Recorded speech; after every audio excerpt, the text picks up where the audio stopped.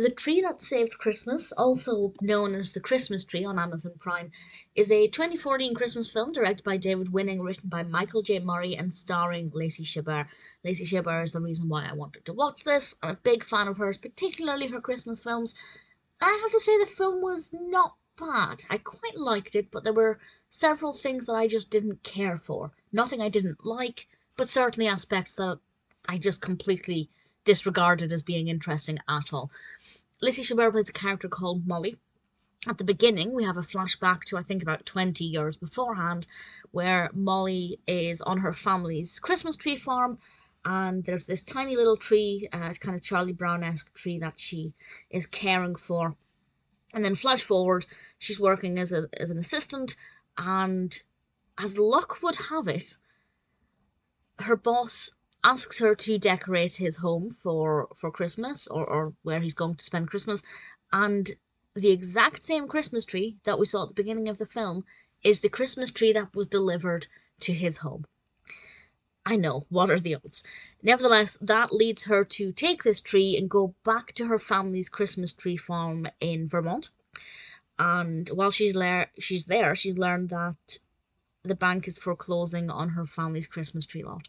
And obviously she's devastated, so she's got to do everything she can to try and save her family's Christmas tree farm. Will she be successful?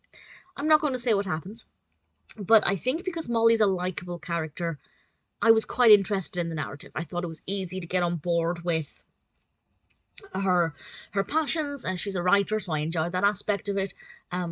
Even though a lot of what happened was just very unrealistic.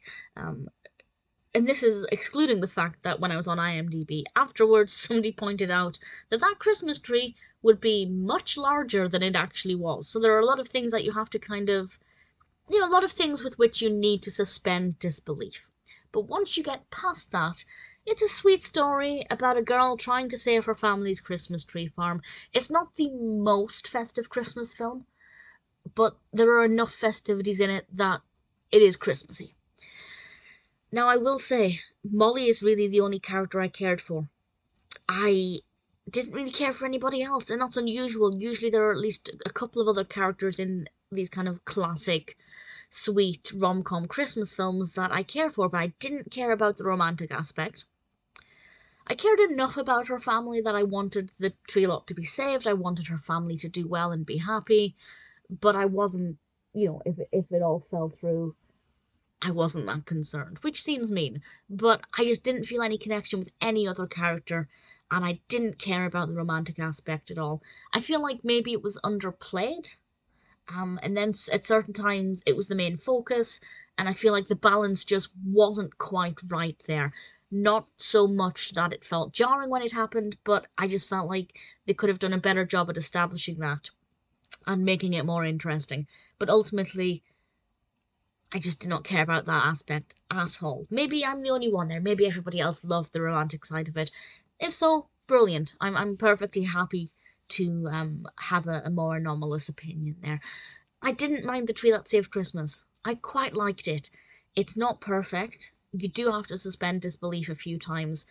But if you're looking for a Christmas film and you like Lacey Chabert or anybody else in it or the director's work, if there's anything that makes you think, maybe I'll enjoy this, give it a go. It may not be the best, but it's still pretty good.